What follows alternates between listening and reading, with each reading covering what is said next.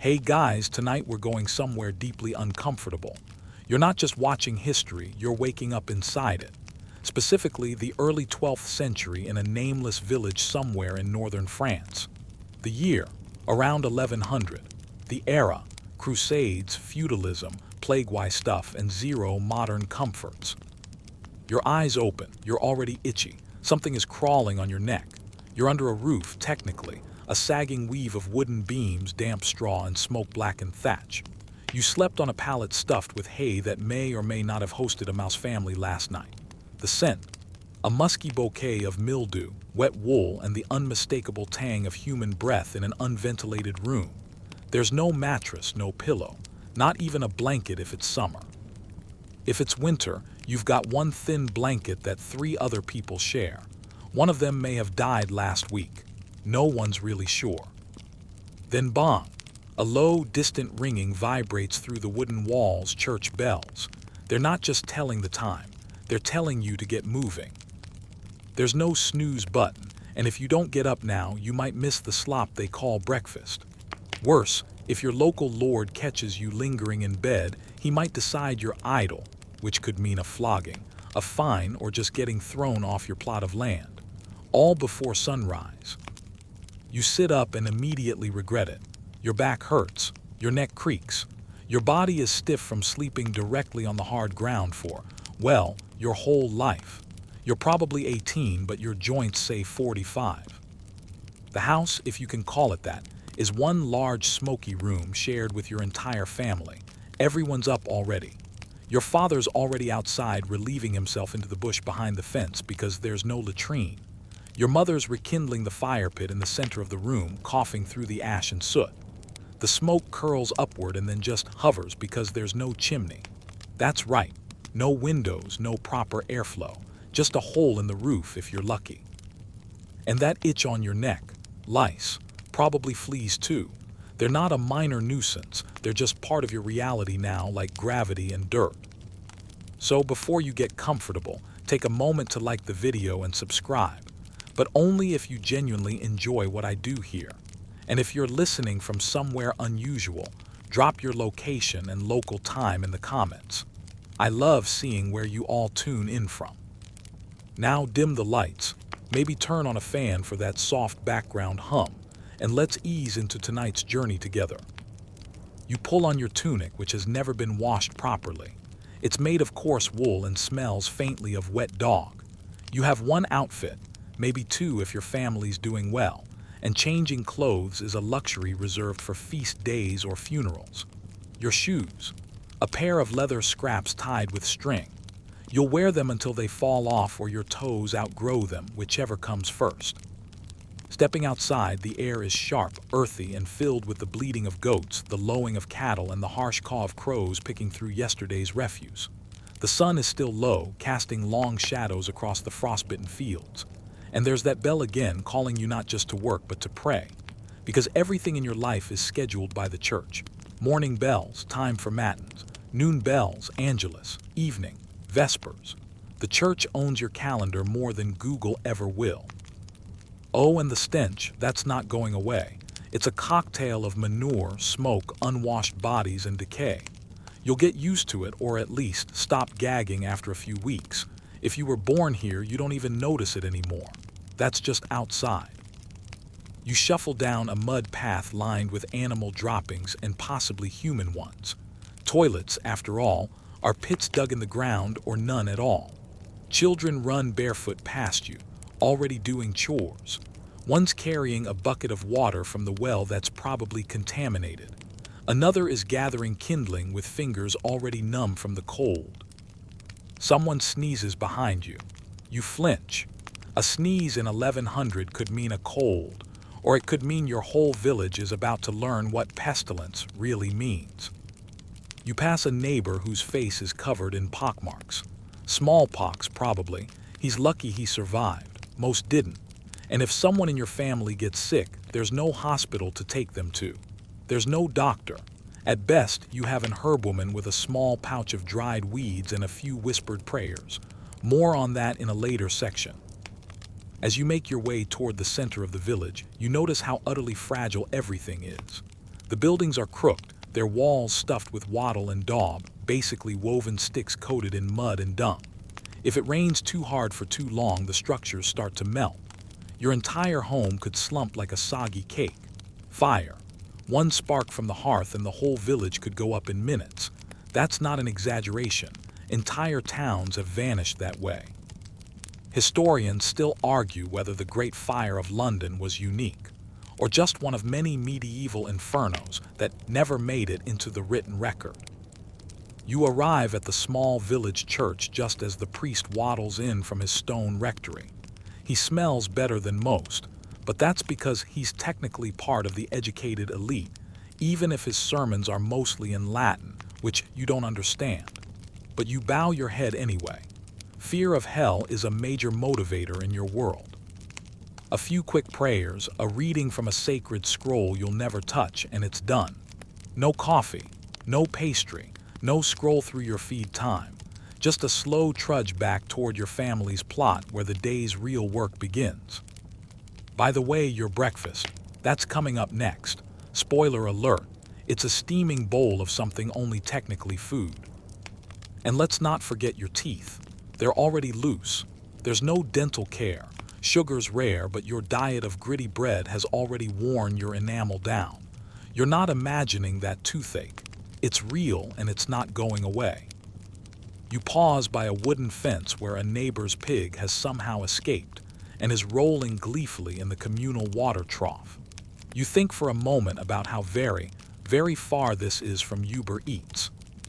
You're not special here. You're just one soul among many, trudging through the muck of a world that never heard of antibiotics, washing machines, or weekends. But the sun is rising, the bells are still ringing, and there's always more work to do. Always. Next up, food. And yes, you're going to eat it even if it's got bugs in it. You're already hungry and it's barely past dawn. That gnawing feeling in your stomach, that's going to be your constant companion. You shuffle back home, not so much with excitement for breakfast, but a vague hope that there's something warm left in the pot. Inside the house, the fire pit smolders. Your mother's bent over it, stirring a wooden ladle through a thick grayish mush. Steam rises, but it smells more like damp cloth than food. No spices, no sugar, no salt, just porridge. Not the Instagram-worthy kind either. This is barley or oat gruel, possibly stretched with some dried peas and yesterday's stale bread. It's bland, it's gritty. It may contain a weevil or two. You will eat it. You will not complain. You will scoop it up with your fingers or a crude wooden spoon if your family owns one. You're sharing this meal with 4, maybe 6 other people. It's served in one communal bowl. The youngest eat last. That's probably you. If you don't eat fast, someone else will finish it for you. And if you're really lucky, you'll find something squirming in your portion. A worm, maybe. Some mystery larvae. Protein, if you want to be optimistic. Parasites were a given. Nearly everyone in the medieval world had them. Tapeworms, roundworms, lice, fleas, the gang's all here, living their best lives in your guts. Your belly feels full after the porridge, but that's a trick. It's mostly water, no real nutrition. You'll burn through it in an hour or two, especially with the labor you've got coming up. After breakfast, there's a moment of quiet prayer. Every meal begins and ends with one. You murmur something you've said 1,000 times but still don't fully understand. The words are Latin after all, and you've never learned to read. Less than 10% of people in your position are literate, and you're not in that top tier. You wipe your mouth with your sleeve. No napkins, no plates, no hand washing either. Germ theory won't be a thing for another 700 years. Outside, the village slowly comes alive. You hear a blacksmith hammering in the distance. Chickens dart between your feet. A rooster crows again as if to mock your already rushed morning. You're not sure whether you're still hungry or just too cold to care. The porridge hasn't warmed you. The itch on your scalp hasn't left. And now it's time to start the day. You're already scratching at your side. That's not just sweat. That's your personal flea colony. You're like a medieval airman for insects. There's not much you can do. Bathing is rare, maybe once a season if that. Soap is made from ash and animal fat and it stings like betrayal. Plus, it's expensive. Most people just rub themselves with a cloth and call it good enough. Your gut gurgles ominously. That porridge might not sit right, but you can't do much about it. Outhouses, rare. Chamber pots, only if you're lucky. Most people relieve themselves in the bushes or behind their homes. Sometimes there's a communal pit, but it hasn't been emptied in months and smells like Satan's breath. You remember how your cousin died last year, some kind of stomach sickness. Maybe it was dysentery. Maybe it was food poisoning.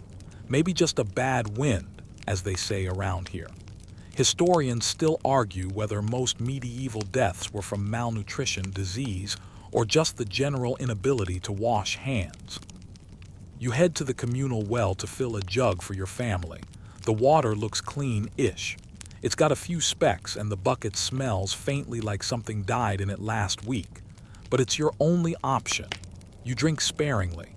Too much and you'll need to go again, which is a whole process. Some days you crave something different. Meat maybe. But meat is rare unless there's a festival or one of your animals dies. And even then the Lord gets first pick. You remember last summer when a pig got loose and was found dead in the woods. It had been partially eaten by something. People still cooked it. That was a good day. Bread is another staple, but not the fluffy white kind. Yours is heavy, dark, coarse, and may contain ground-up bits of millstone. That's right, stone. It wears down your teeth with every bite. Many skeletons from this time period show flat molars and infected jaws. You chew through the pain. It's better than starving. Some mornings there's cheese. Not the melty, golden stuff you dream of. This is hard, salty, and smells like a foot. Still, it keeps well. And if you're lucky, it's only slightly moldy. Every so often, your village holds a small market. It's not much, just a few stalls with dried fish, onions, maybe a stray apple or two. Once, you saw something orange and round. Someone called it a medlar. You bit into it too early and regretted everything. But fresh fruit is a fantasy, especially in winter. Most of your nutrition comes from the same sources, day after day. Barley, oats, rye, whatever root vegetables haven't rotted in the storehouse, and maybe a handful of dried beans that take hours to cook over a weak fire. Oh, and you drink ale. Weak, cloudy, slightly sour ale. Everyone does, even kids. Water is dangerous, remember. Ale is boiled during brewing, so it's safer. Plus, it fills your belly. A medieval breakfast might include a small cup of it. Just don't get too used to the taste. It's less craft IPA and more why does this taste like feet. And forget coffee. That won't be a thing in Europe for another 400 years. Tea. Not unless you live in a wealthy Venetian merchant's fantasy. You glance around the house. No cupboards, no table. The family food is stored in a sack or hung from the rafters in hopes the rats don't get it. You spot a carrot that's gone soft. Your sister takes it anyway. Waste not, starve later. But here's the thing, you don't even realize how limited this all is. This is normal. It's all you've ever known. You've never seen a banana, never heard of chocolate, and don't even know salt comes from oceans. Your taste buds evolved for survival, not pleasure. A rat scurries past your feet. It pauses to sniff the porridge pot and then wisely keeps going. Even the rats have standards. You pick up your jug of water and head outside. Time to get to work. Breakfast is over. The energy it gave you won't last long, but you won't eat again until sunset. Maybe, if there's enough. And here's the kicker. Your body's always on the edge. Malnutrition isn't an event, it's a lifestyle. You're smaller than your modern self, weaker. Your immune system is constantly fighting off unseen horrors, and yet somehow you just keep going. Now grab a hoe or a rake because your next stop, the fields, your Lord's fields, and no, you don't get paid, but you do get taxed, heavily. You step into the fields while your stomach still grumbles from that questionable porridge. The sky is beginning to lighten with streaks of pale gray and rose, but don't let the sunrise fool you. Today won't be beautiful. It'll be brutal. You're a serf now, Technically not a slave, but you're not exactly free either. You're bound to the land, which is a polite way of saying you can't leave, can't own anything substantial, and can't say no when your lord sends word. This plot of dirt isn't yours, it's his. You just work it. Forever. Your bare fingers grip a wooden hoe, worn smooth by generations of equally exhausted people. You start digging, and digging, and digging. The soil is stubborn. It's either too wet or too dry, too clumpy or too sandy. Medieval farming is a game of losing odds. No fertilizer, no irrigation, just prayer, sweat, and hope. Your shoes, if you even have them, are already soaked with mud. There's a cold wind and it cuts through your tunic like you're not even wearing one. The wool scratches your skin raw, but it's better than nothing. The other laborers around you, your uncles, cousins, neighbors, don't talk much. There's nothing to say. Everyone knows what today is, another full shift of agricultural roulette. You're growing mostly rye or barley, sometimes oats. Wheat is too risky, one bad storm and it's done. Potatoes, not yet. They won't reach Europe for centuries. Your crops are low yield, which is historian speak for you work like hell and barely get enough to survive. Now and then the Lord's overseer rides by on a horse, watching you. He doesn't say anything. He doesn't need to. His mere presence is a threat. You work harder. A pause could be punished. Laziness, perceived laziness, can cost you food, your tools, even your plot. And that means your family starves. Speaking of food, most of what you grow goes straight to the manor. The system is called feudalism, and it's like a pyramid scheme with more manure. You give a chunk of your harvest to the Lord, then to the church, then keep a fraction for yourself. It's not theft, technically, it's just the way the world works. Every spring you dread boon work. Those extra days the Lord demands help with planting or harvesting his private fields. You're supposed to do this in addition to your own work, for free. Refuse and, well, let's just say you'd better sleep with one eye open. You stop for a moment to stretch your aching back and you hear it, the whimper of a child nearby. A small boy, maybe 6, trying to herd a flock of stubborn geese. One of them hisses and lunges. The boy flinches but doesn't cry. Kids here grow up fast. Childhood is more of a short internship before real suffering begins. Back to work, you pull at a tangle of weeds. Your hands are cracked and bleeding and you wince as the soil finds its way into the cuts. There's no bandage, no antiseptic, just dirt and determination. The sun climbs higher and so do the flies. They love sweat. And you, dear time traveler, are absolutely drenched in it. Around midday, you pause briefly for a meal. If someone remembered to pack a hunk of bread and maybe a bit of cheese. You sit under a tree, chewing slowly, watching a line of ants carry away crumbs from your last bite. You're too tired to stop them. Besides, they're hungrier than you are. Sometimes the harvest fails. Then things get really bleak. Famine isn't a rare event, it's a regular threat. A late frost, a dry summer, too much rain, any of it can turn your entire village into a ghost town by spring. You've heard the stories. Whole families starving, people boiling shoe leather, even darker rumors. You hope you never find out if they're true. One time, a traveling monk passed through and said famine was God's punishment for sin. You're not sure how your starving baby sister sinned, but you didn't argue. He had bread. You didn't. Fringe fact for you. Some villages used to mark the seasons not by weather, but by what they could eat. Spring was when flowers bloom.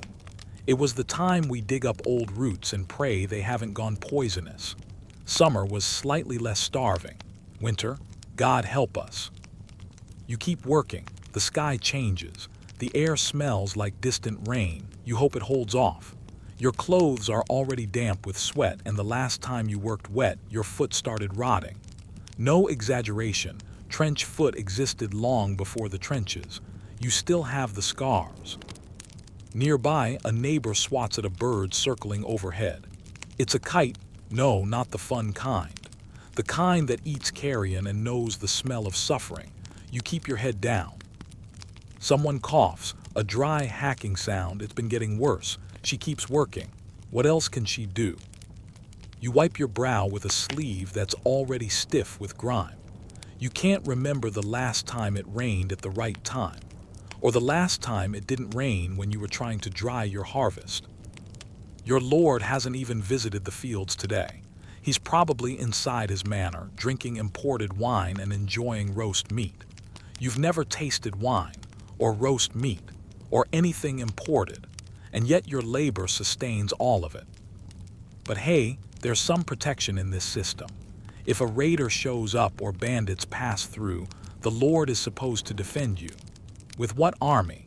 Historians still argue whether local lords truly protected their peasants or just let them serve as a human buffer. You finish the day with dirt under your nails and a stabbing pain in your lower back. Your fingers are numb, your knees raw, and your skin sunburned again. There's no aloe, no ibuprofen, just aching. And the worst part, this was a good day. Nobody died, the crops didn't flood, the overseer didn't beat anyone. That's a win in the Middle Ages.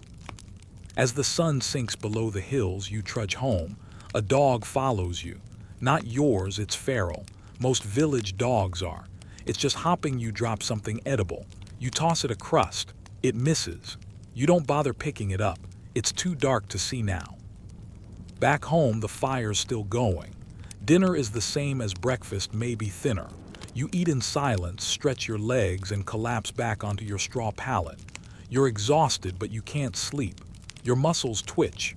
Your stomach still empty. And outside, the wolves have started howling. Tomorrow, you'll do it all again.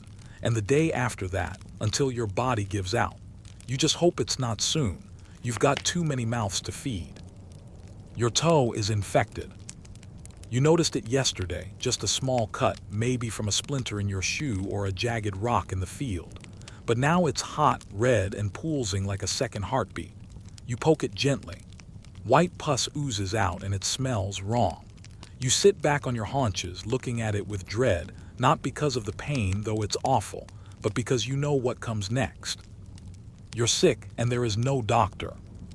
In the 12th century, getting sick is more dangerous than battle. You can dodge a sword. You can't dodge bacteria, but no one knows what bacteria are yet. Disease isn't about hygiene or microbes. It's about sin, or humors, or maybe your neighbor cursed you because you didn't share your turnips. You limp to your mother, who takes one look and says, "The wise woman will know what to do." That's code for, "We have no idea, but maybe someone else does." She wraps your foot in a cloth that smells like mold and whispers a prayer to St. Roch, patron saint of plagues and leg wounds. Not super comforting. The wise woman lives near the edge of the village in a crooked little shack with bundles of herbs hanging from the rafters and a smell that's somewhere between dried sage and rat urine. She's old, or at least she looks old. Probably 40, honestly, but medieval life ages people like milk in the sun. She examines your toe with cloudy eyes and grunts. Then she begins mixing something in a bowl: crushed garlic, honey, a smear of lard. "It will draw out the rot," she says, "if God wills it." There's a pause. "If not, we might need to take the toe." You gulp. This is medicine in your world. A combination of herbal remedies, whispered prayers, and hope.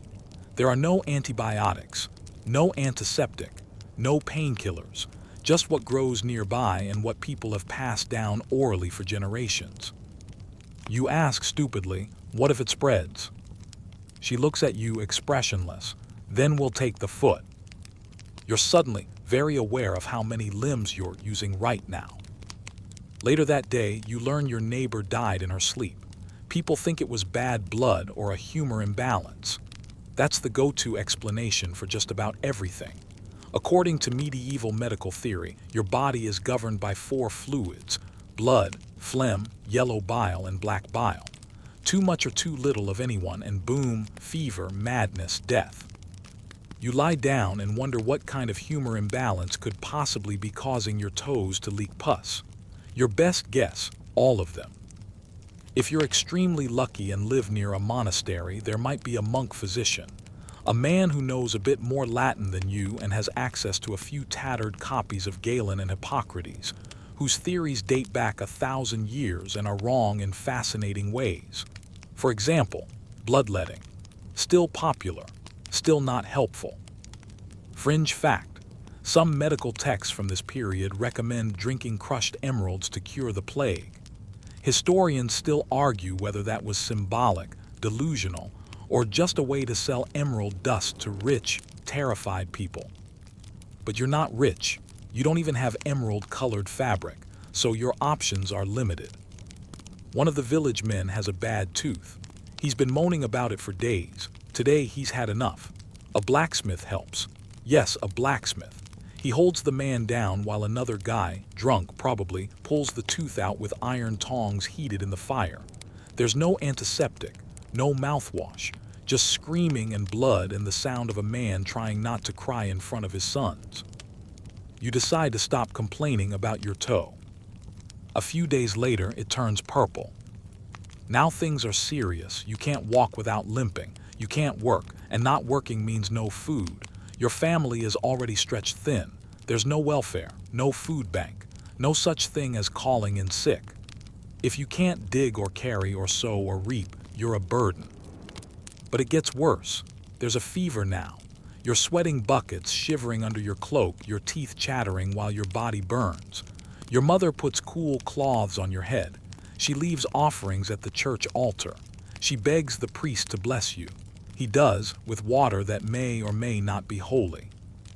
Someone suggests leeches. They find a few in the stream and slap them onto your chest. You try not to scream. The leeches aren't helping, but they're a crowd pleaser. Your skin breaks out in boils. Not plague, they say. Probably. You're not sure if that's reassuring. The village priest mutters something about divine punishment. You wonder if God is punishing you for swiping that extra piece of cheese last month. Worth it, honestly. People keep visiting. They bring offerings, garlic, dried herbs, prayers. One person gives you a charm carved from bone. Another draws symbols in the dirt outside your hut to confuse the spirits. You're beginning to suspect no one knows what they're doing. But one day, miraculously, the swelling goes down. You can wiggle your toe again. You're weak, but you're alive. The fever breaks during the night. You wake up drenched in sweat, heart pounding, teeth chattering, but no longer burning. You survived. For now. Your foot is scarred. You limp when you walk. And now the village sees you a little differently. Not just as someone who got sick, but as someone who lived. In this world, survival is rare enough to feel suspicious. Some will think you're favored by God. Others might whisper darker things. That maybe the wise woman did more than make a poultice. Maybe you struck a bargain. You don't correct them. Better to let the whispers work in your favor. One boy, maybe 10 years old, asks to see your scar. You show him. He stares like it's a holy relic. You sit in the sun and try to enjoy the breeze. For a brief moment, it almost feels peaceful, but you know better now. One bad scrape, one wrong sip, one fever, and it's over. The next time you get sick, you might not be so lucky. And if you think hygiene might be the key to prevention, oh, friend, you're going to love what's next. You haven't bathed in weeks. Let that sit for a second. Weeks.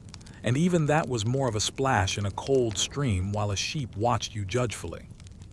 In your time, not bathing for days is a red flag. In this time, it's a lifestyle. No one expects you to smell like lavender and dryer sheets. Here, body odor is as common as mud and as socially acceptable as prayer. Everyone stinks, so no one notices. Today's your cleaning day, which, for the record, does not mean a luxurious hot bath with candles and lo-fi music. It means scrubbing yourself raw with a coarse cloth, maybe some sand or ash, and if you're truly lucky, a bit of homemade soap. Emphasis on bit. Soap's a luxury. It's made from animal fat, ashes, and lye. It stings. It smells like a wet fireplace. You use it sparingly, if at all. You strip down behind your house and toss a bucket of freezing water over yourself. It's muddy. There's something floating in it. You ignore that part. You scrub the dirt off, only to reveal a slightly cleaner dirt underneath. One quick rinse and you're done. It's not about getting clean. It's about feeling cleaner than you did 15 minutes ago. You dry off with your tunic. No towels, no hair dryer, just air and fabric that smells like old porridge. You still itch. The lice are still there. They're always there. Lice are your companions. You've picked them off your scalp and your sleeves so often you've started numbing them. That one sir bites a lot. And don't even ask about your teeth. There's no brushing, no flossing, no minty anything. You might rub them with a twig if you're feeling fancy.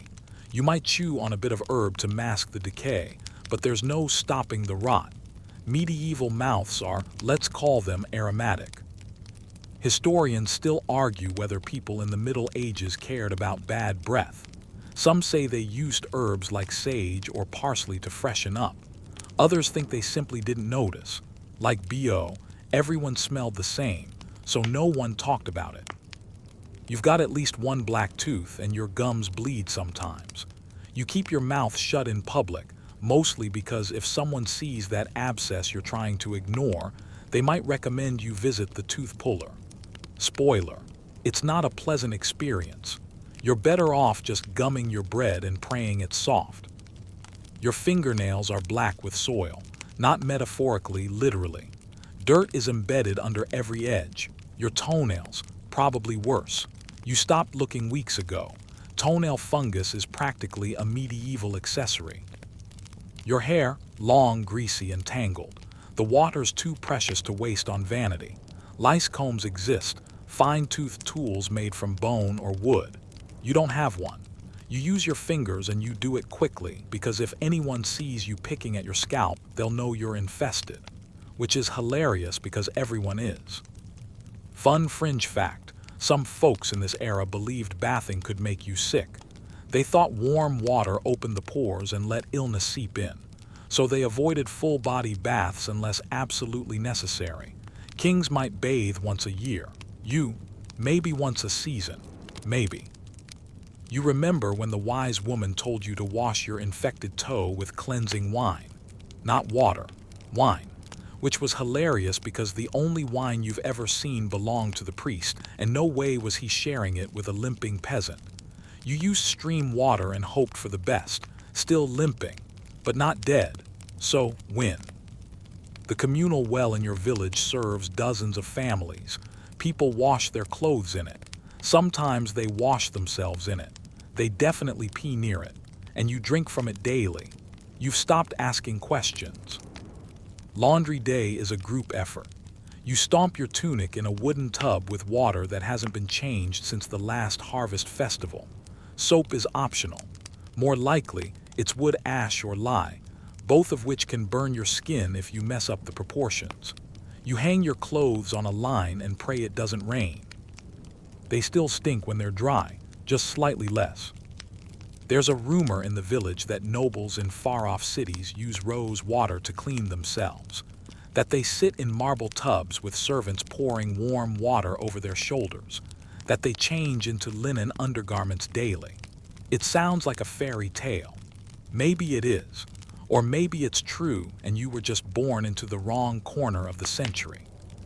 You smell your armpit, decide not to think about it. You notice a sore on your arm that hasn't healed in weeks.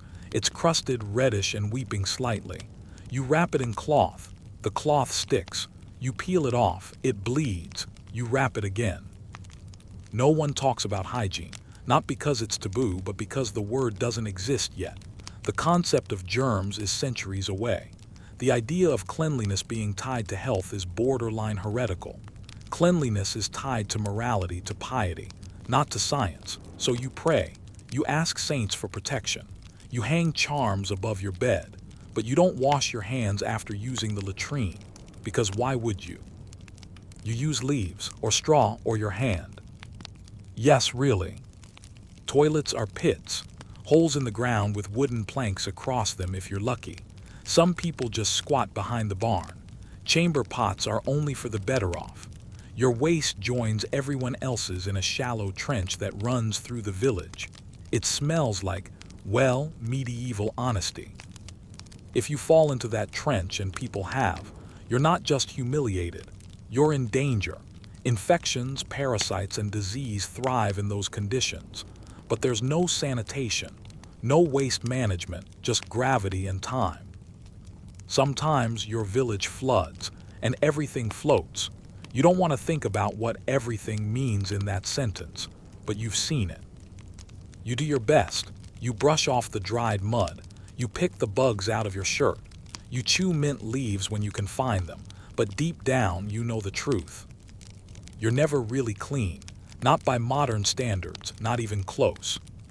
But what's worse, you don't know what clean is, not really. You don't know what it feels like to be freshly showered, wrapped in a fluffy towel, skin soft from lotion, mouth tingling from mint toothpaste. That concept doesn't exist here. You don't miss it because you've never had it. But you do miss something, a vague, nameless longing, the feeling of relief that must come from not itching all the time, from not wondering if that sore on your leg is just a sore or the beginning of the end. So you shrug, you scratch, you toss another bucket over your head and shiver. Tomorrow, you'll be dirty again. Next up, you're going to get dressed in your one and only outfit and walk through the village looking like a mud sculpture with opinions. And guess what? You're about to be judged for it. You dry off from your sad little bucket bath, shivering in the morning breeze, and now it's time to get dressed. Which sounds like a multi-step affair, maybe with a closet involved, maybe some decisions to make, but not for you.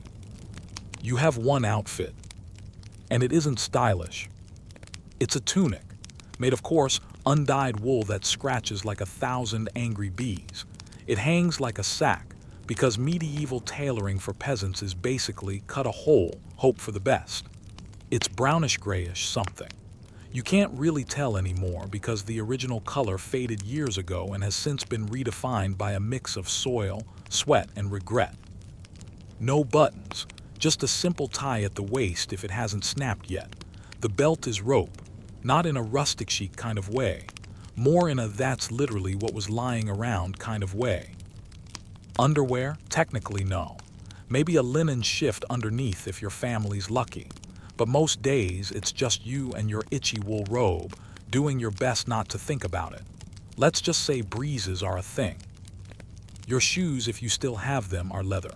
More accurately, were leather. Now they're more whole than shoe, held together by prayer and some hopeful twine. You don't wear socks. Socks are for the rich. Your feet are hard, calloused, and cold. Half the village is barefoot by midsummer anyway.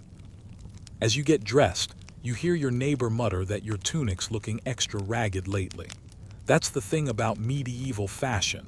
It's less about style and more about passive-aggressive class signals. A small tear in your cloak means you're poor. A colorful patch means you're very poor. Too many patches and people stop making eye contact. They don't want your bad luck to rub off on them. You look around and realize everyone's wearing the same thing. Not literally the same clothes, but close enough. Tunic, belt, wool cloak if it's cold, maybe a hood, maybe a hat. Fashion is uniformity. If you're a man, your tunic hits your knees. If you're a woman, it goes to your ankles. If you're anything else, you do your best to fit into those two categories or you risk everything. And here's the kicker, people still care how you look. You thought maybe, just maybe, fashion norms would chill out when everyone's surviving on moldy cheese and cabbage water. Nope. People gossip if your tunic's too short.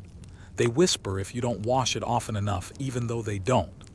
They judge if you wear shoes when you shouldn't, or worse, don't wear them when you should. You remember hearing about a man in the next village who was fined for wearing a cloak with trim too fancy for his rank. Fined because sumptuary laws exist. That's right, there are actual rules about who can wear what just to keep you in your place. Velvet, off limits. Bright colors, probably not for you. Fur, dream on, surf. Historians still argue whether sumptuary laws were strictly enforced or mostly symbolic. But in small villages like yours, symbolism is everything. Wearing the wrong thing is like showing up to work in a king's robe. It doesn't matter if it's a hand-me-down or a joke, people will notice. You spot the reeve walking by, the village official. He's got a red stripe on his cloak. Red, That means something, probably that he's important. You nod, cautiously respectful. You don't want to stand out. In fact, standing out is the worst thing you can do. You've seen it happen. Someone wears a new belt, a little too nice, a little too well-made. People get suspicious. Where'd it come from? Did he steal it? Is he getting favors from the Lord, or worse, from someone else's wife? It's exhausting. Even your hair is part of this unspoken code. Long hair is fine if you keep it tied.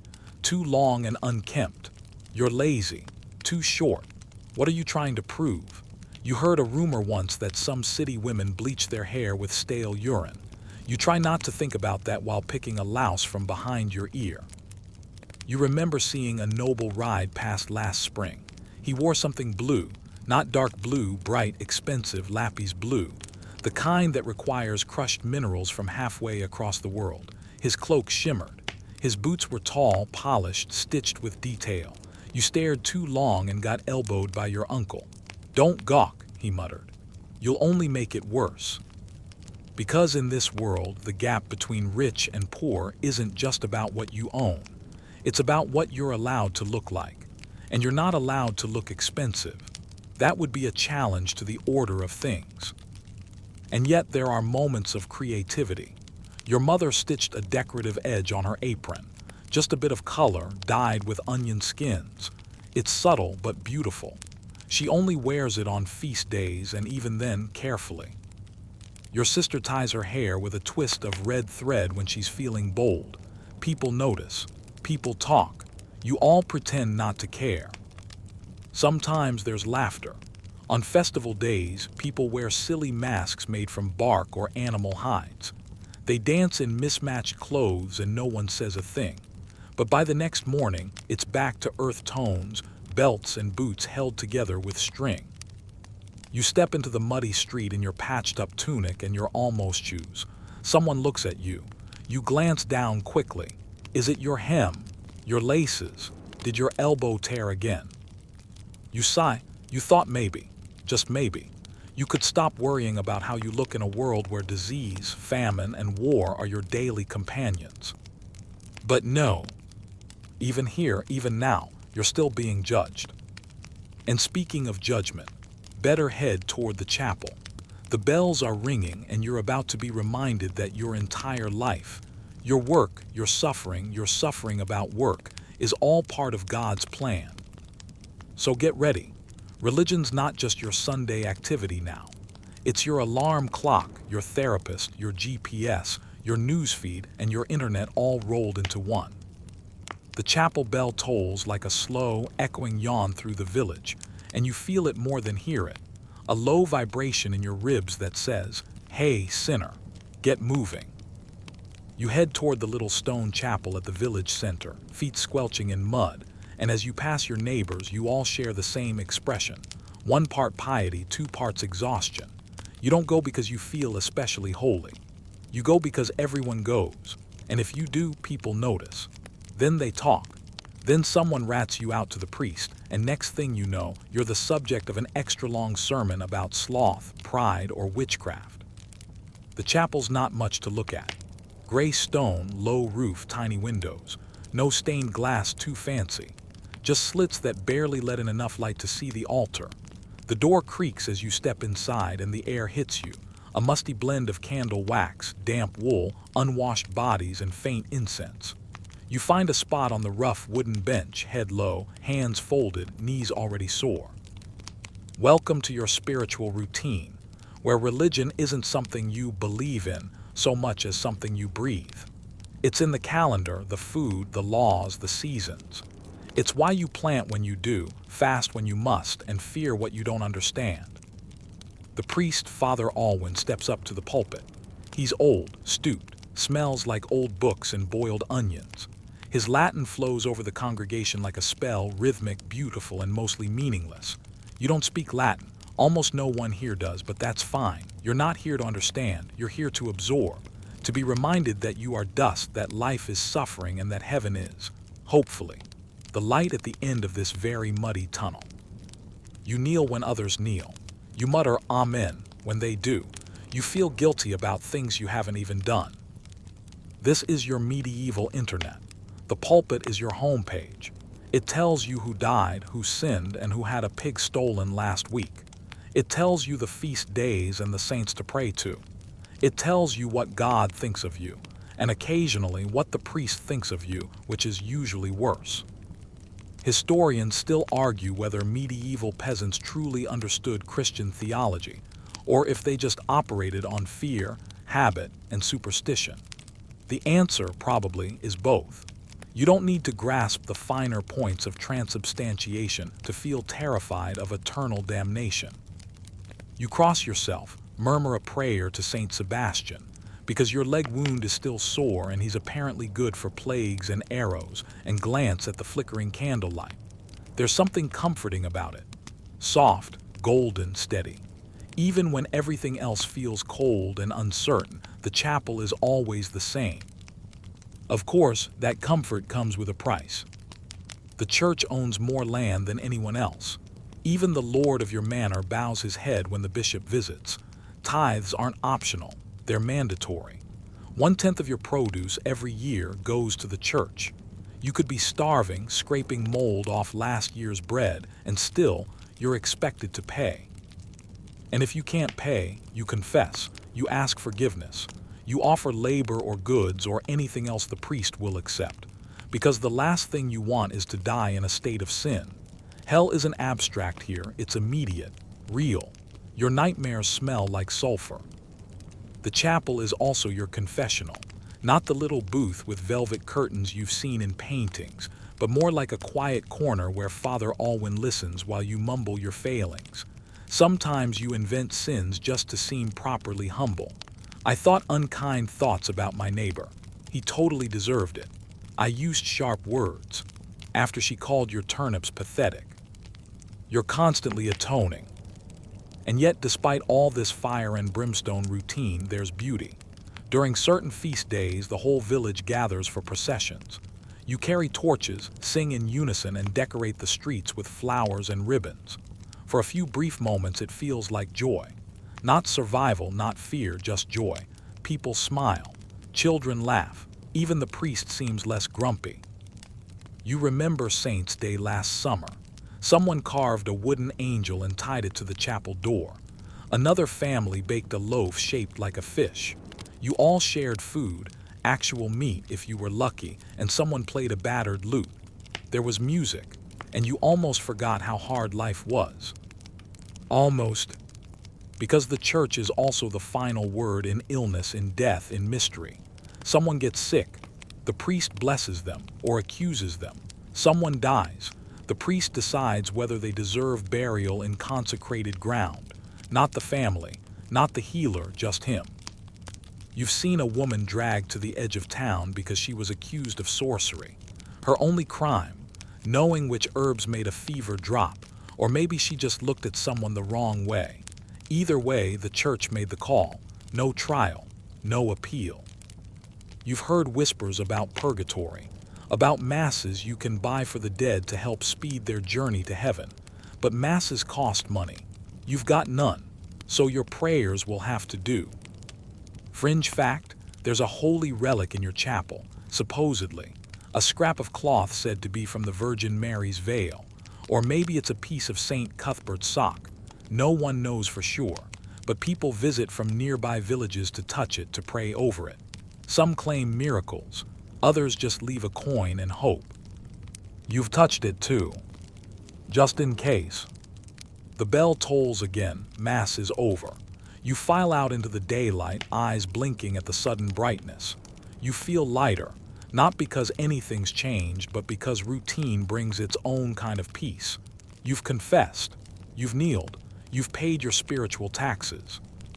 Now it's time to pay your actual ones. Because beyond the chapel doors lies the manor house, and with it, the feudal lord who owns you more than the church ever could. Get ready to bend the knee again. Only this time, it's not God you're dealing with. It's a man with a sword and a deed to your entire life.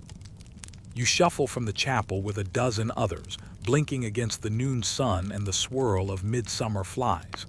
A faint breeze stirs the dust, just enough to lift the stench of unwashed wool and turn up breath into the general airspace. It's not pleasant, but it's yours. Home, in the most medieval sense. Now your steps take you up the gentle slope toward the manor house. It's not a castle, though maybe you wish it were, something grand and distant, far removed from your daily struggles. No, this is just a stone hall surrounded by a wooden palisade, perched above the village like a brooding father who's always just a little disappointed in you. This is where your lord lives, and in the age of the Crusades, that makes him everything. Feudalism isn't a concept to you, it's just the air you breathe. You're part of a contract you never signed, born into service, locked into labor, and tied to the land like a tree that occasionally pays taxes.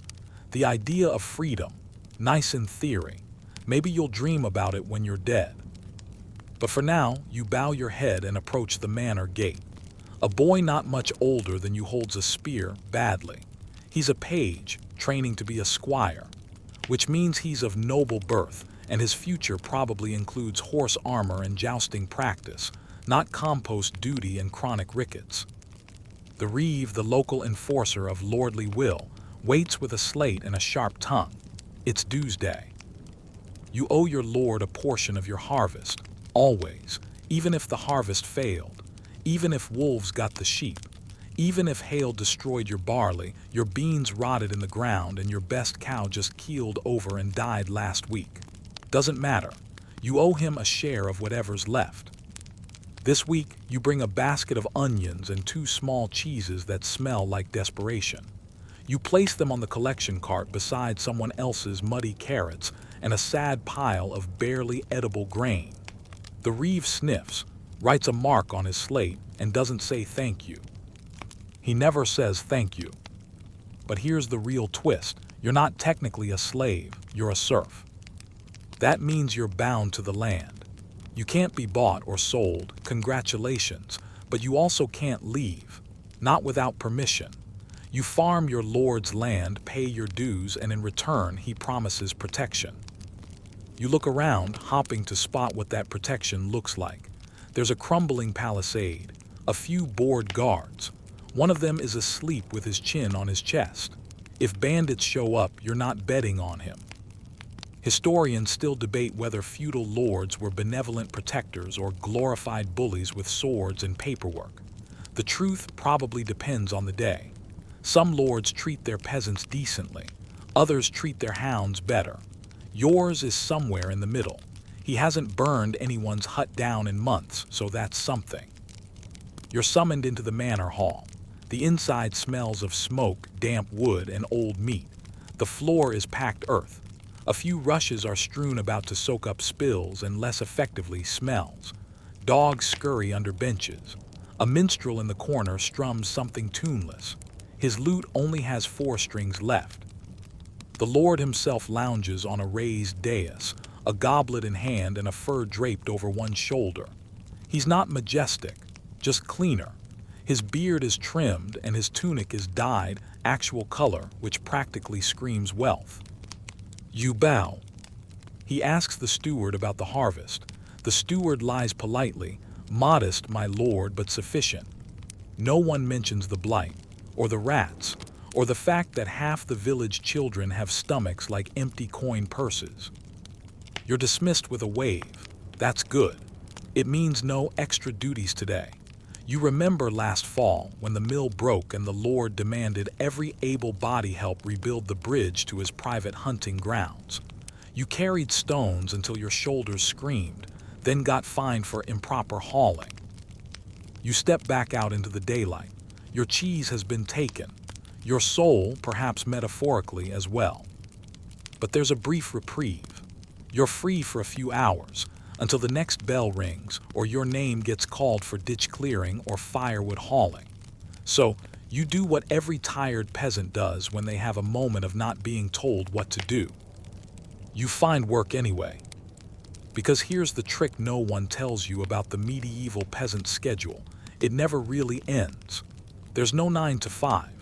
There's just daylight and whether or not your hands are doing something productive during it. So you grab a hoe, head to your small plot of land and start weeding like your life depends on it. Because it does. You squat low, back aching, dirt caking your knees and your fingernails, and mutter to yourself about the unfairness of it all. You're not trying to rise in station. You just want to make it to next spring. A breeze stirs the barley. Somewhere a bee drones lazily over a thistle. For a moment it's peaceful. Until your neighbor's goat breaks loose again and eats your last surviving cabbage. You chase it, of course.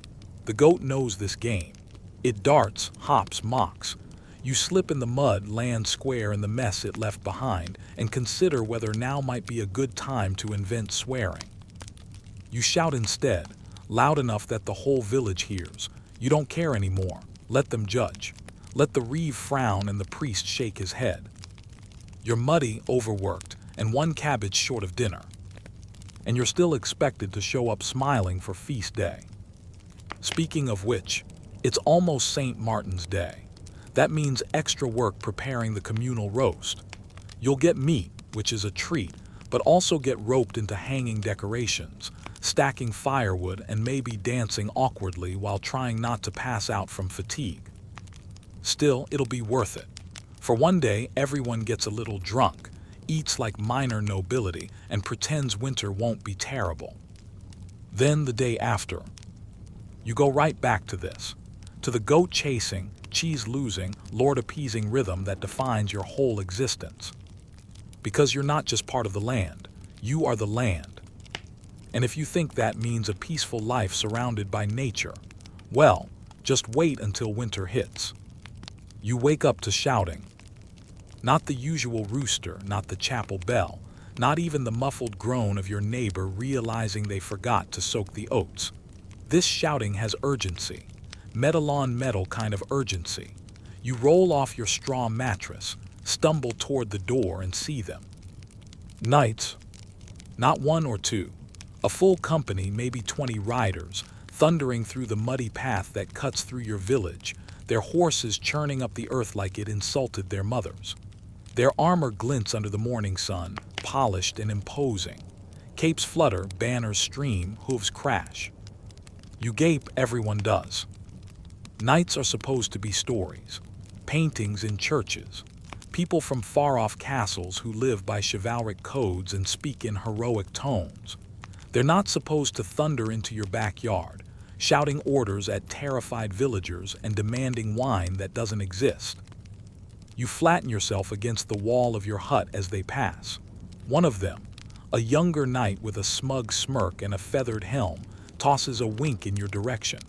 You're not sure if it's meant to be friendly, flirtatious, or threatening. Probably all three. The leader, a broad-shouldered man whose face is mostly beard and scars, calls for your reeve. He wants fresh water for the horses. He wants food. And he wants a few strong lads to assist with their latrine pit. Guess who gets picked? 2 hours later, you're digging a trench behind the church while a squire supervises and occasionally corrects your technique. He's never held a shovel in his life. So this is what it means to be part of a knight's entourage. Not glory, not honor, not tales sung by candlelight. Just the endless, grimy logistics of keeping armored men fed, washed, and reasonably unsmelly. You dig. They spar. You fetch water. They sharpen swords. You think about lunch. They think about honor. And yet for a moment you wonder, what would it be like wearing that armor? You picture it, plate and mail, glinting with every movement, a sword at your hip, a warhorse beneath you. Maybe you'd have a crest on your shield, a motto, something dramatic in Latin. Then you try to imagine getting into the armor and the fantasy fizzles. It probably takes 3 servants, a prayer, and a pint of mead just to get the leg plates on. And it's heavy, up to 60 pounds or more. That's half a pig strapped to your body all day long. Not to mention, knights start young. By your age, you'd already be a squire, patching up your master's wounds and practicing swordplay while reciting the Lord's Prayer backwards. You missed that boat. You missed it by a whole ocean. And here's the kicker. Historians still argue whether the average knight really lived by that whole chivalry code. You know, the bit about protecting the weak, upholding justice, and being a shining beacon of virtue. Some say it was more of a PR campaign than a practiced reality, a way to justify the violence and property seizure with a nice poetic bow on top. You're inclined to agree, because after you finish the trench, one of the knights accuses a miller's son of disrespecting his horse. No one knows what the insult was, possibly eye contact, possibly existing. The boy gets a backhand and a warning. The rest of you get very quiet. That night, the village prepares a meal for the knights. Chickens are slaughtered, ale is poured, every pot of lentils is emptied into a giant cauldron. The best food you've seen in weeks is heaped before these armored visitors like tribute to pagan gods. You get a crust of bread and a spoonful of barley stew. Again. The knights feast loudly, laughing and slapping each other's backs. Someone tells a story about splitting a Saracen in half with one blow. It gets a cheer. You're not sure if it's true. You're not sure anyone cares. At the edge of the firelight, a few of you sit and watch. A low-ranking squire tosses you the bone from his mutton. It's already been chewed. You nibble what's left. Dignity is for warmer seasons. Later, one of the knights notices a young woman from your village, your cousin, actually, and makes a joke about claiming a guest, right? Everyone laughs. She does not. Neither do you. But you do nothing, because what would you do? You're unarmed. You're poor. You're just a peasant. In this world, knights are the law, the army, and the glamour all rolled into one, and you're a footnote. So you wait quietly and hope the morning takes them away. When it does, they leave behind churned mud, a broken fence, 2 chickens short, and one very confused goat. No one talks about the incident with your cousin, though the priest preaches a sermon about virtue in silence the next day. Subtle. You go back to your life, your field, your aching back. You keep digging, hauling, praying. The knights vanish into the next valley, chasing some claim of honor or land or glory. Maybe they'll fight in a tournament. Maybe they'll die in a swamp. You try not to care. Because at the end of the day, you've seen the truth up close. Being a knight isn't about valor or grace. It's about power. And that power, it doesn't trickle down. Still, you can't quite help yourself. Some nights when the sky is clear and the stars don't blink like they're mocking you, you imagine it again, the armor, the horse, the sword. You picture yourself riding into battle, victorious, noble, fearless. Then you remember the smell of that trench and the sound of your cousin's silence. And you go back to sleep. Because in this world, dreaming is all you're allowed to do. You wake up cold. Not brisk or chilly, bone deep, teeth rattling, can't feel your fingers kind of cold. The kind of cold that seeps in through the walls, curls up inside your shirt, and makes your joints feel 50 years older than they are. It's winter now. Full, unforgiving, medieval winter. Your breath fogs in front of you. There's ice on the inside of your hut's thatch. Not frost, ice. The water bucket is frozen solid. The blanket made of thin, scratchy wool has failed you. Again. You curl tighter, hopping to squeeze out just one more sliver of warmth from your own limbs. But the moment your stomach growls, it's over. Time to get up. The floor is freezing. You hop, hiss, and pull on stiff hose and a tunic that smells like old soup and wet animal. Breakfast today, cold barley porridge if you're lucky. More likely just dry bread with a whisper of lard. Outside, the whole world looks dead. Trees are stripped to bone. Fields are gray and brittle. Smoke barely rises from chimneys. Fuel is precious. Wood is hoarded. Dung is burned. You miss summer. You even miss the goat. This is the season when the age of the Crusades gets real. Summer peasants you can romanticize. They lived close to the land, they say. Simple folk, strong community, organic food. Sure, in winter though, the romance freezes alongside your fingers. You trudge through slush to the church. Daily prayers don't stop for weather. Inside, it's slightly warmer, body heat and incense help. The priest talks about humility and endurance. You try not to fall asleep standing up. Afterward, you're assigned to help repair the sheepfold.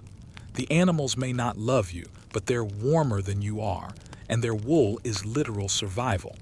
A lost sheep now is a coat you'll never have later. You hammer patch stack hay. Your fingers are raw and your nails blue. Gloves exist, yes, but not for the likes of you.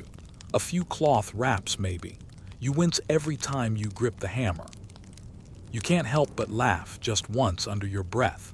All this effort, all this labor, and historians still argue whether medieval winters were harsher than today's, or just felt that way because no one had insulation or vitamin D. You're willing to take a stance. It's awful.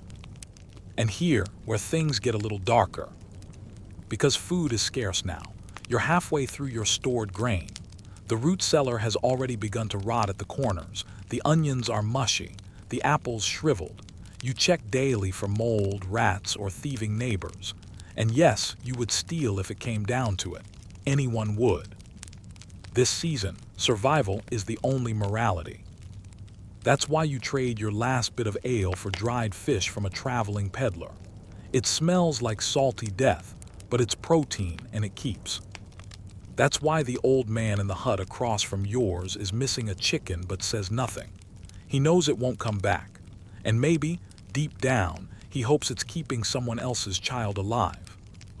And that's why, when someone suggests boiling leather scraps for soup, you don't even flinch. You eat dinner by candlelight if you can afford a candle. Otherwise, you just eat fast and in the dark. The cold creeps in early. The sun dips low by afternoon. Darkness, then stillness, then the long night. Sometimes you think about stories you've heard, about far-off lands where the sun is warm year-round, where dates and figs hang ripe from trees, where spices grow like weeds. The Crusaders bring back tales of such places. Stories of Jerusalem, of Alexandria, of cities where fruit is plucked from bowls by candle-lit women in silk. You're not sure if any of that's true, but the mental image of warmth, it's almost enough. Almost. Because this winter also brings illness. Coughs turn wet, fevers rise. Blankets get passed from one hut to another like prayers, but some prayers go unanswered. Someone dies every few days now. An old woman, a baby, a boy who fell into a frozen stream and never made it back. The priest says it's God's will. You're starting to think God just gets cold too. Your back aches constantly. Your joints crack, you piss icicles practically, and yet you carry on. Because there's no choice. The sheep need feeding. The firewood needs chopping. The fields, though dormant, still demand your attention. Ditches to be cleared, tools to be mended, huts to be patched. There's no off-season in peasantry. Only the slow shift of priorities from growing to surviving. And yet life stirs in small ways. Someone plays a flute near the fire one night. A few girls dance awkwardly in heavy boots. There's laughter, short, sharp, but real. Someone sneaks a cup of mead into your hands. You sip. It burns in a good way. Even now, there are glimmers. A lamb is born early and survives the night. A neighbor offers you a spare pair of woolen socks, mismatched, yes, but miraculous. A bundle of dried lavender placed under your bedding masks the worst of the damp smell. Hope in these months is like kindling. Small, fragile, easily lost, but worth guarding. Because spring will come. It always does. And when it does, you'll stretch and groan and dig and sow all over again. That's the promise of this life. But for now, you pull your blanket tighter, tuck your hands under your arms, and listen to the howling wind as it scrapes across the shutters like a thief looking for an invitation. You whisper to yourself, just one more night. And maybe, just maybe, that'll be true. You're hungry. Not the kind of hungry that comes after skipping lunch. Not I could really go for a snack hungry. This is full body, brain fog, dizzy on your feet, mouth dry from dreaming about turnips hungry. Because the harvest failed this year. Maybe the spring rains came too hard and washed out your seedlings. Maybe an early frost blackened the barley heads before you could thresh. Maybe the local lord decided his cellar was a better place for your best sacks of grain than yours. Honestly, it doesn't matter. What matters is that now, in the season where your stores should carry you through the final weeks of winter, the shelves are bare. You ration, of course. Everyone does. You measure each handful of flour. You share your stale bread. You pretend water with a few herbs in it is soup. You chew slowly, stretching the meal like you're stretching your belt tighter.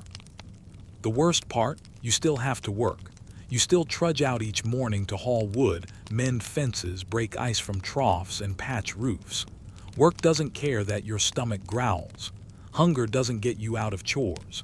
In fact, hunger adds to them.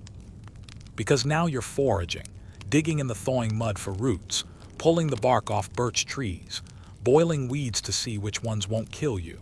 You hear a rumor that moss boiled 3 times loses its bitterness, and you give it a try. Verdict, still bitter. Your dreams change. They used to be about warm beds, new boots, and the girl from the next village who smiled at you once. Now, you dream of apples, pies, stew so thick it holds the spoon upright, a roast goose the size of your uncle. Sometimes you dream you're eating your own shoes. You wake up gnawing on your sleeve. And it's not just you. Everyone's shadows look longer. Your neighbor's baby cries through the night. The baker's wife collapses in the churchyard. The priest's sermons have started talking more about sin and less about salvation. Maybe he's hungry too. You hear whispers, old ones, desperate ones. Do you remember the famine of '97? They ate bark then. They ate cats. They ate each other. Historians still argue whether medieval famine really led to widespread cannibalism or if that's just chroniclers trying to add drama. But here, in this season, you can believe it. You're not saying you do it, just, you get it now. That kind of madness. You can feel it breathing on the back of your neck. And then come the taxes. Yes, even now, especially now. The local bailiff arrives on horseback, wearing a thick cloak lined with fur, looking well-fed and clean. He's here to collect the tithe for the Lord. You try to explain. The granary is empty. The field didn't yield. Your hens aren't laying. The fish pond is dry. He nods sympathetically. Then he takes your last 2 goats. Because taxes aren't based on what you have. They're based on what they expect you to have. And if you don't have it, you still owe it. You watch them lead your goats away. One limps. The other looks back at you like it knows. The next day, your cousin suggests stealing from the priory garden. She says the monks won't notice a few turnips. You hesitate. Technically, it's holy land. But then again, technically, you're starving. You join her under cover of dusk. The garden is guarded. Of course it is.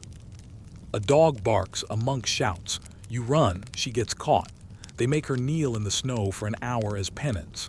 The next day she has a fever. You bring her broth made from onion skins and water. She thanks you like it's a feast.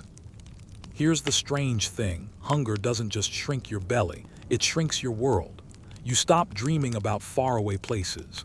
You stop caring about the Holy Land, about knights and kings. You care about your next meal, your next hour. And yet, even in this haze, the rhythm of the year continues. Someone finds wild garlic sprouting near the woods. A few early greens poke up like hope itself. You chew a dandelion leaf and cry because it's the first fresh thing you've tasted in months. You swear it tastes like salvation. There's talk of the next planting. People begin patching tools, trading seeds, planning field rotations. You hear someone say, next year will be better. And you say it too, even though you barely believe it. Next year, that phrase keeps you going. One quirky tradition starts up again, the plow blessing. The priest walks through the village, blessing tools, scattering holy water over oxen, praying for fertile ground and kind weather. Some people join because they believe it, others because it's a rare excuse to stand still. You're there too, clutching a wooden spade, hoping some divine force is paying attention this time. You think back to all those stories about the Crusades, the holy wars, The battles over relics and tombs and theology, all that distant drama. Meanwhile, you're waging your own crusade, every single day. A crusade against the cold, against the hunger, against the hopelessness that knocks when the night is long and the cupboard is bare. And in your own way, you're winning. Because you're still here. You didn't think you could last this long. Honestly, you wouldn't have bet on yourself. Not when the frost came early, not when the granary emptied, not when your cousin coughed through the night. But you're still standing, hungry, aching, but alive. And as the sun finally stretches a little higher in the sky each day, as the birds begin to return, you start to believe again in that ancient lie that every peasant tells themselves at the end of winter. Maybe this year, the harvest will be good. You hear it first, faint drums on the wind like distant thunder. Then the shouting, the clash of hooves, and finally, the crack of a torch hitting a roof. War is here again. You don't know the cause, probably something religious, or political, or both. Maybe one baron insulted another. Maybe someone failed to bow low enough. Whatever it was, it's arrived on your doorstep. And you, poor soul, are smack in the middle of it. You always imagined war from a distance, armored knights galloping in shining splendor, waving banners and yelling things like "for glory" or "Deus vult." But in reality, it smells like smoke, sweat, and fear. There are no declarations, no duels, no chivalry. Just men, tired, muddy, starving, trampling through your field and taking everything that isn't nailed down. You see the first ones at dawn, rough-faced mercenaries in patched mail, carrying mismatched weapons. One leads a stolen donkey with a sack of someone else's flour tied across its back. Another drinks wine from a flagon probably looted from a church. A boy, not much older than you, limps past holding a crossbow with no bolt. Your door doesn't stop them, nothing does. They demand food. You offer what's left of your rye. They take your blanket too, for good measure. One eyes your boots. You don't wait to see if he decides to take them. You retreat to the forest with others from the village, clutching what little you could carry. A jug of water, your father's knife, a bundle of onions, and a wooden charm meant to ward off evil. It's not enough. The woods are filled with whispered prayers, the wailing of children, and the crackling of fires behind you. Someone jokes, softly, that at least you won't freeze tonight. Everyone laughs just once, that hollow kind of laugh that sounds more like exhaustion than humor. You huddle in the underbrush. All night the sky glows orange with the light of burning roofs. You can smell your neighbor, hayloft from here, and maybe his cow. The stink of singed hair is unmistakable. And so now you're a refugee. You're not alone. War makes vagrants of thousands. Entire villages sometimes uproot, stumbling from hamlet to hamlet, begging for shelter. The roads swell with people who once owned things, land, tools, names, but now are just mouths to feed. You travel light. You must. Every possession is a burden. Even your shoes start to feel like vanity. You pass a noble's camp on the third day. Rows of tents, men sharpening swords, horses stamping at the earth. You hope for help. Maybe food, maybe shelter. Instead, you're volunteered to dig latrines. Turns out the Crusades aren't all glorious charges and holy relics. Somebody has to handle the mess, the waste, the stench, and that somebody is you. You dig trenches in hard ground with a bent spade. You empty buckets, you gag, you endure, and in return, you're allowed to sleep by the campfire and eat from the communal pot. The soup tastes like boiled boot leather with a hint of turnip. You eat every drop. The soldiers laugh. One says you've joined the army. You laugh too, nervously. Then someone hands you a spear. You are not a soldier. You have no training, no armor, no idea what end of the spear goes where. But now you're being marched to a skirmish, which sounds friendly until the arrows start falling. The ground turns to mud. Men scream, you throw your spear and miss. Someone crashes into you. You fall, you run, you don't stop. When you finally dare look back, the field is littered with bodies. Horses, smoke, metal, you don't see who won. Later, you'll learn that this wasn't even a proper battle, just a scuffle over a bridge, one of hundreds. Historians still argue whether these little fights mattered, if they shaped the great narrative of the Crusades or just spilled blood pointlessly. From where you stood, it mattered. It nearly ended you. You make your way back to what's left of the village. Somehow, your hut is still standing. Roof scorched, door hanging, but there. You find your mother's comb under a broken stool and cry for 10 minutes. You're not sure if it's because of the comb or because you made it back at all. Rebuilding begins slowly. War doesn't end cleanly, it just fades. The soldiers disappear, the fires burn out, and you're left with blackened timbers and ghost stories. Someone finds a coin in the dirt, Byzantine maybe worth something. Or maybe it was just dropped by a drunk soldier. Either way, it's traded for a sack of beans. You share your story with another survivor. He tells you his tale in return. You both exaggerate a little. That's how legends are made. Later that year, a monk comes through and collects stories for a chronicle. He scribbles a few notes, mostly about how the local faithful withstood the trials of war with noble hearts. You look around at the rubble and wonder who he's talking about. But maybe he's not entirely wrong. You're still here after all. You even manage a laugh when you find your goat again, singed, surly, but alive. You name her Victory. And deep down, you realize something grim and true. War didn't make you braver or wiser or stronger, but it did make you more like them. The knights, the lords, the crusaders. Not because you fought for God, but because you endured. And in this time, that might be the closest thing to glory anyone gets. It starts with bells. They toll at odd times, too slow for mass, too quick for a wedding, too scattered for any celebration. You hear them from across the fields, echoing through the air like a warning that never explains itself. Then comes the shouting, the running, the doors slamming shut. Something is wrong again. You follow the sound into the village square. A woman is on her knees, clutching her belly, rocking back and forth. A priest mutters prayers over her, voice trembling. Children are being yanked indoors by pale-faced parents. One child screams that his brother won't wake up. Another vomits in the dirt.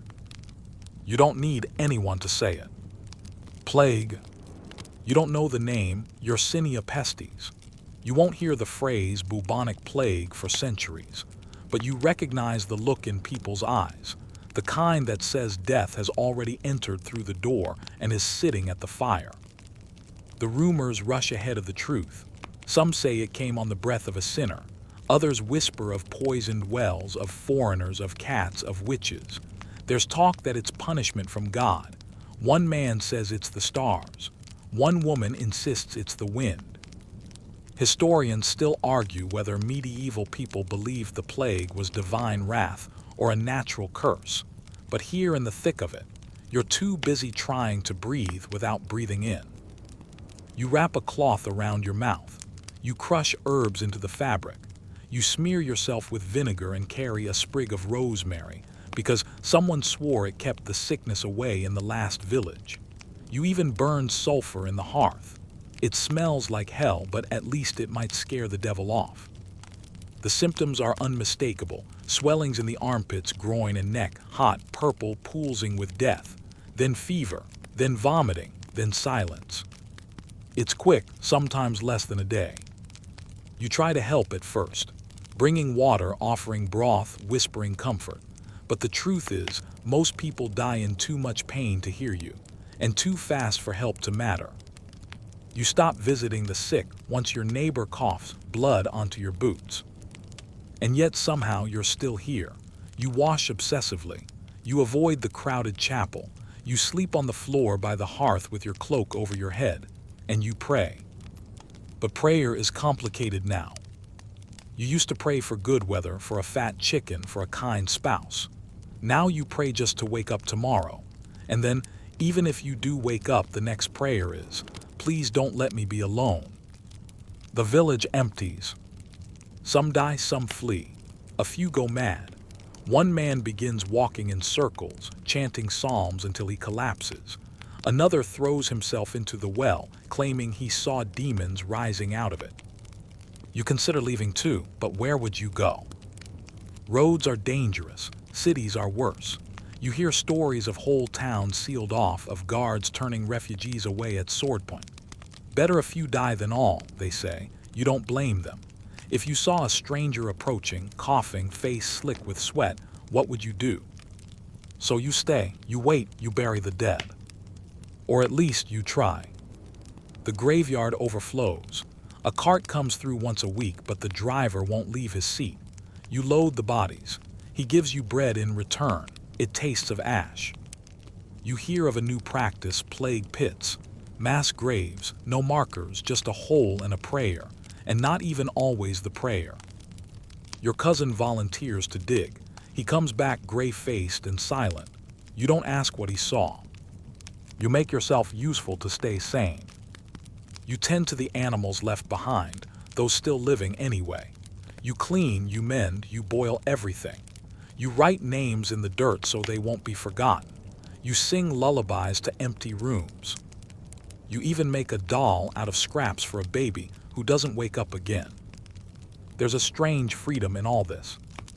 Without the usual rules, no markets, no festivals, no taxes, some people find a strange kind of peace. One man begins carving sculptures from ash wood and leaves them at every doorstep. Another starts copying prayers by hand, slowly, beautifully.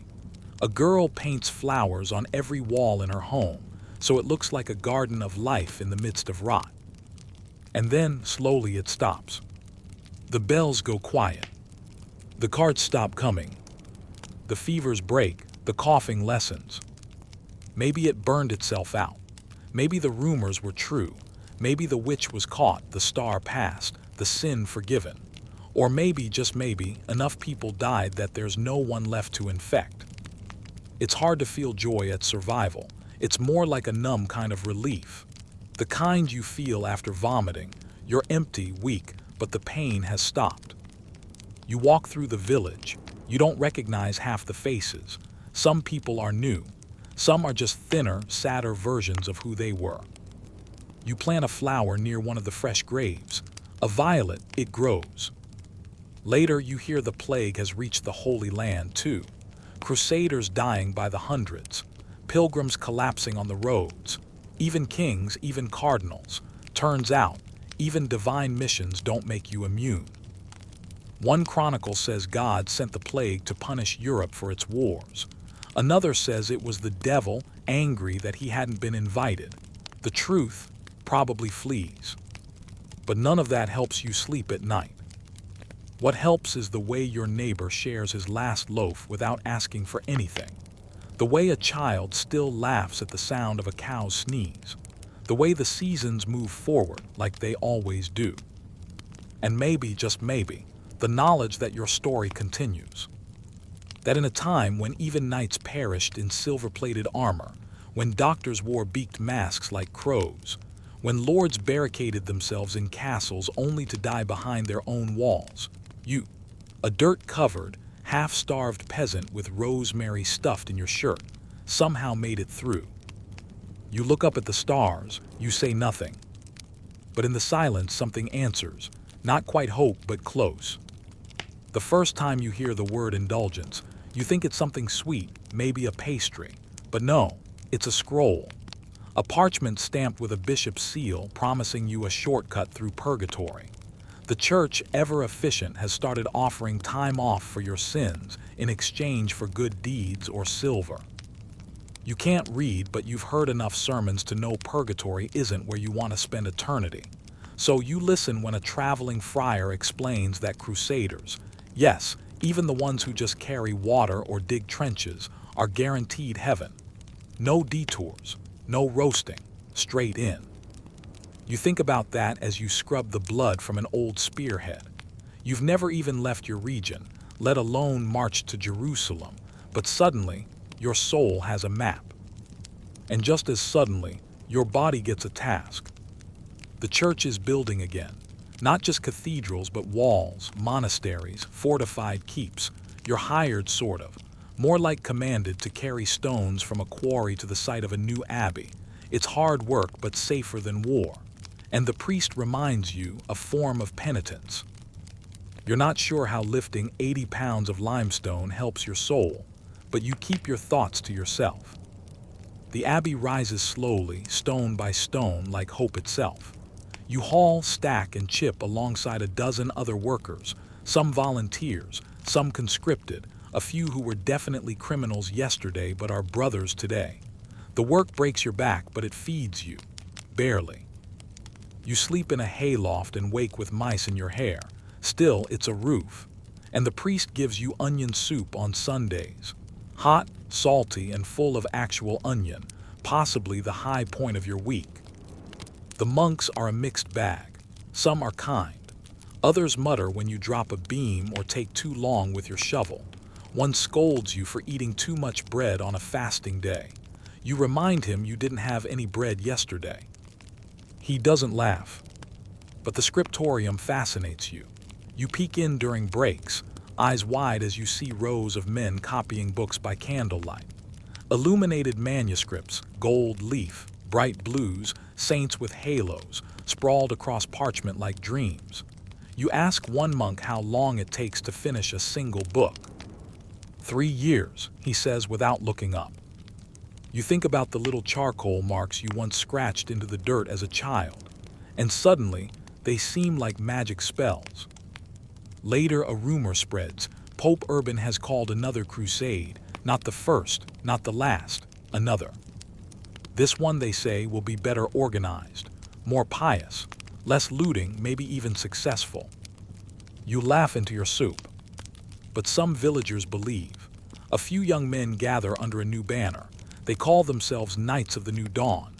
They have no armor, no horses, just sticks, patched cloaks, and a dangerous amount of faith. You don't go with them. You're older now, wiser, or at least too sore in the knees to walk across continents for the chance to die under the sun. Instead, you stay and listen to the tales they leave behind, the holy relics, the sacred springs, the bones of saints. One merchant claims to own a feather from the Archangel Michael's wing. Another swears his carved crucifix weeps real tears. You don't believe any of it, but you nod politely. Faith, after all, is currency here. One day, a stranger arrives with a metal box. He opens it in the square, revealing strange glass lenses and gears. It's an astrolabe. He says it can measure the stars, calculate distance, even guide a man across the sea. Nobody understands it. A child suggests it might be witchcraft. You all laugh, then nervously glance at the priest. But something shifts in that moment. Knowledge is coming, slowly, quietly, but it's coming. You hear of universities in distant lands, places where men debate philosophy instead of just shouting scripture. You hear of new lands across the water, of people with dark skin and gold cities, of ships shaped like crescent moons, faster than anything in your harbor. You're not sure what to believe, but you sense something ending or beginning. A merchant tells you there are printing presses now, machines that can make books without monks. You imagine the scriptorium empty, the golden pages replaced by ink-stained paper. It feels both sad and thrilling. Even here, in your dusty little village, things are changing. A boy who once fed chickens now learns Latin. A girl sketches birds in the margins of prayer scrolls. A traveler teaches you how to tell time by the position of the sun. You remember the first night you saw, bloody, radiant, distant.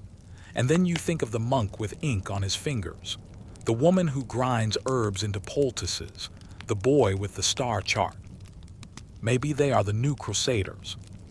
Maybe the next great battle won't be fought in the Holy Land, but in libraries, in courts, in printing houses. And maybe, just maybe, you were here for the hinge. The moment between centuries when swords began to rust and ideas began to burn. You still work, still mend, still scrape candle wax off your tunic, but now when you look at the sky you wonder, what else is out there? And if history can move forward, maybe you can too. The village is quiet tonight. Not the kind of eerie silence that comes after death or before a storm, but the soft hush of normal life. You sit on a stool just outside your doorway, watching the sky shift from gold to indigo.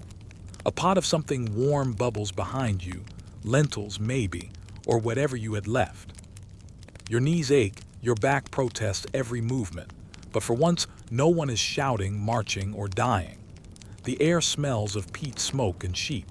A child sings off-key somewhere, and the clatter of a wooden spoon hits cobblestones. You're alive. You remember when that wasn't a guarantee. So many faces you used to know buried, burned, disappeared. Crusades, famine, plague, heresy trials, failed harvests, freezing winters, boiling summers. The world has tried very hard to kill you, repeatedly. Yet somehow you're still here. And the world is changing. You can feel it, like when the ground thaws in spring and your boots start sinking into the mud again, something soft beneath the hard. The blacksmith's son is learning to write. The apothecary's daughter is reading Latin prayers. There's a map hanging in the tavern now, not just of your region, but of the world. It's full of places you can't pronounce, dotted with monsters at the edges and labeled with "Here be dragons," which somehow makes it feel more real. Someone says they've seen a book printed with movable letters. Printed, not written. Hundreds of copies, all the same. As if knowledge could be shared like bread. It feels like cheating. You remember watching monks spend years copying a single gospel.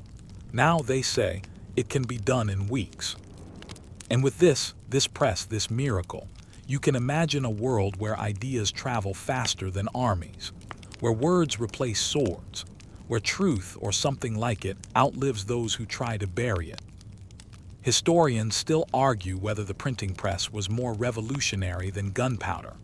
But from your perch on this crooked wooden stool, it's the words that feel more dangerous. Because once people read, they ask questions. And questions, they topple empires. You look across the road and see a group of pilgrims setting up for the night. Not warriors, just travelers, dusty feet, patched cloaks, hopeful eyes. One carries a satchel of relics, some real, some probably faked. Another wears a rosary around his neck like armor. They ask if you know where the road forks towards Santiago. You nod, you point. You even draw a little picture in the dirt to show them. And then, surprising even yourself, you add, there's a faster way. The younger one blinks. You can read maps. No, you reply, scratching your head, but I've walked that road. They thank you, leave a crust of bread behind. Not much, but it's more than some lords ever gave you for your labor. When they disappear down the hill, you notice something. You didn't ask if they were nobles, or if they were clergy, or if they'd been blessed by the Pope. You just saw people. Maybe the age of Crusades is ending, not with a final charge into Jerusalem, but with a slow shrug of the shoulders from people like you, who are simply tired. Tired of dying for crowns and creeds, tired of being told what salvation costs, tired of bleeding for other men's sins. You'd rather grow onions. You don't hate the knights. You still remember the way they glittered in the sunlight, how their banners snapped like promises. But now you realize something. They were as scared as you were. The only difference, you didn't have a sword. Still they died, you lived. That has to count for something. Tonight, you light a candle not for the dead, but for the living. For the girl with ink-stained thumbs who copied her first psalm. For the boy who dreams of crossing oceans. For the blacksmith hammering a plowshare instead of a blade. And quietly for yourself. You peasant, pilgrim, plague survivor, laborer, learner. You who didn't die in a siege or in the desert. You who survived not because of armor or divine favor, but through stubbornness and soup and the occasional lucky guess. You wouldn't have lasted a day in the age of the Crusades. Funny, you lasted a lifetime. Now, as you settle in deeper, feel the weight of the story dissolve like fog in the morning. Let your thoughts wander, not to kings or crusades, but to softer things. Wood smoke curling from a chimney, the low hum of bees in a summer field, the quiet scrape of a quill across vellum in a candle-lit room. You've walked through battlefields and plague pits tonight. You've carried stones, knelt in prayer, heard bells toll for the dead. You've seen empires rise and fall, all from the eyes of someone who never asked for any of it but endured all the same. Breathe deeply now. The heavy smells of dust and sweat are long gone. The air is cooler, gentler. The fire at your side is low but steady, casting golden flickers on the worn wood of your imagined home. And though the world you visited tonight was harsh, sometimes cruel, often absurd, remember that even then, in the dark age of holy wars and holy men, people still sang lullabies, still carved hearts into trees, still pressed flowers between pages they couldn't read. You've crossed that world now, you've made it back. So let it all fall away, the clatter of hooves, the clash of swords, the chanting of monks in distant towers. Let the silence stretch long and kind. Let your body soften into the bed beneath you. You're safe now, far from the clamor of the Crusades, far from the weight of history. Just you, the darkness, and a quiet peace earned by surviving the impossible. Sleep well. Sweet dreams.